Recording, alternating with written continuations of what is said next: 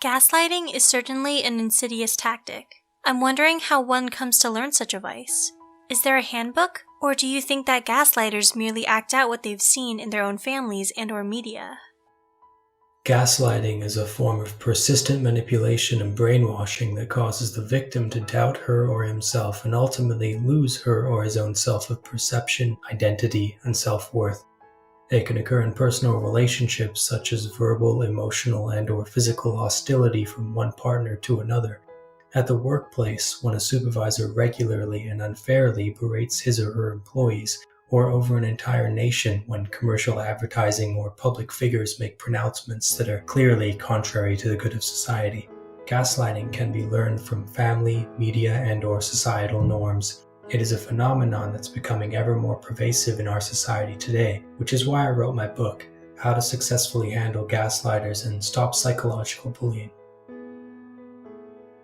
In your article, you asserted that gaslighters create negative narratives that are damaging to the gaslightee.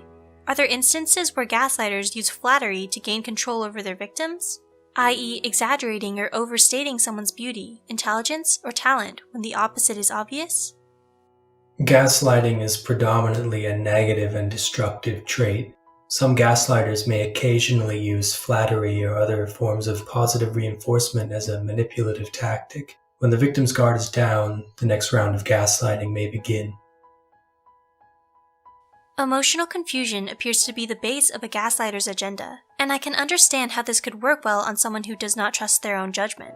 However, does this type of emotional confusion chip away at those who do trust themselves?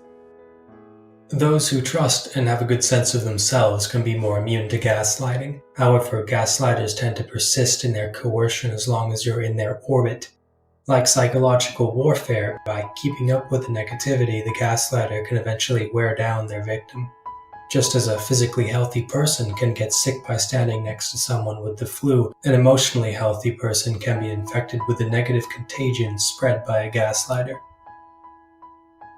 When someone is aware of gaslighting tactics, do you believe they can still be gaslighted?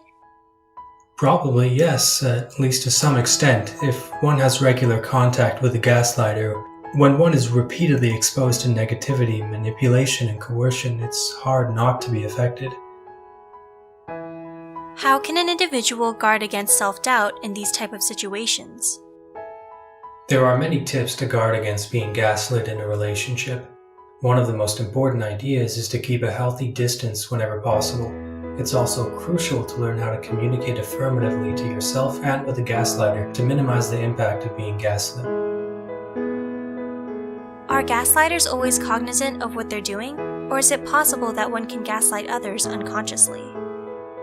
Many gaslighters purposely want to dominate and control an individual or a group.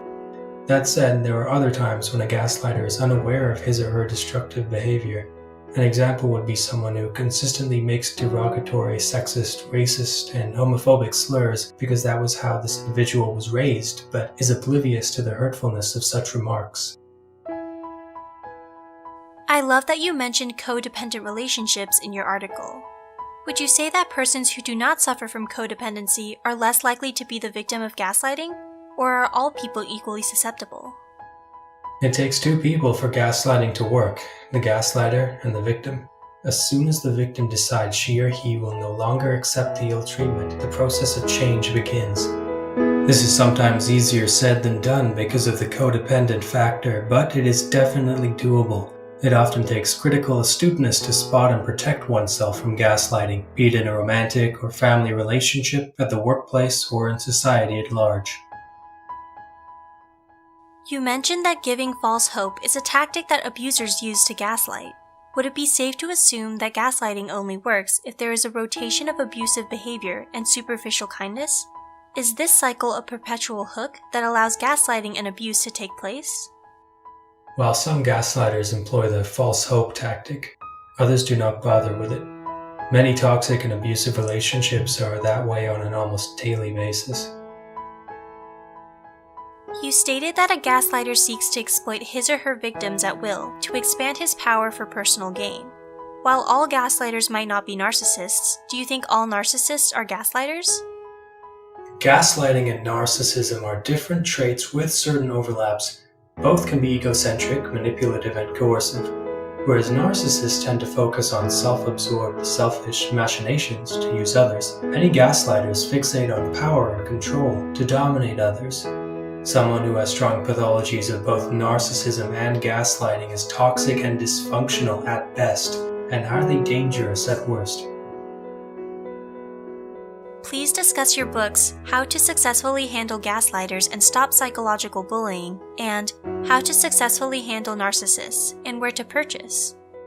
I wrote How to Successfully Handle Gaslighters and Stop Psychological Bullying and How to Successfully Handle Narcissists because as a professor, trainer, and coach, I've met so many people who suffer from toxic relationships. These books include many practical communication tips and assertive strategies on how to handle gaslighters and narcissists.